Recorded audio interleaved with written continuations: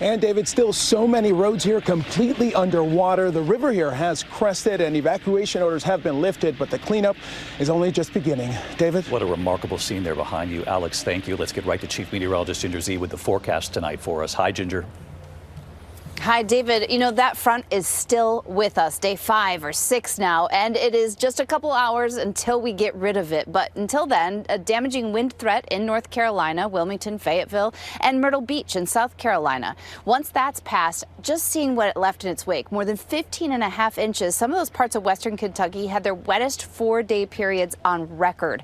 And this is what happens days after. The rivers still rise in some places. That's why you see all the red on the map from southern Indiana right down into Mississippi and Louisiana. Those are all the creeks and rivers that are still on the way up, or at least have crested. And behind this, extremely cold, sub-freezing here, New York City, Wednesday morning. David. Ginger, thank you. We'll see you first thing in the morning on GMA.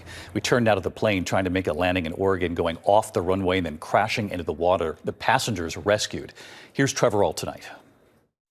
Tonight, a dangerous landing in Oregon, sending a plane skidding off the runway into the water, injuring everyone on board. Report as a single private jet that's crashed, 5 passengers on. There is injuries. It happened just before sunrise. The small aircraft seen here rolling 100 feet past the runway, abruptly dropping out of sight into Coos Bay. The pilot was able to take evasive action to avoid a critically important air navigational tool at the end of the runway.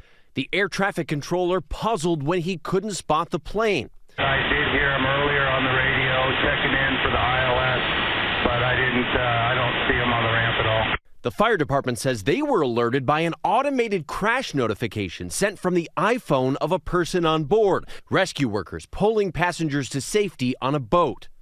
David, it's not yet clear what caused this plane to skid off the runway. The FAA and NTSB are now investigating. David, Trevor Ault reporting tonight. Trevor, thank you.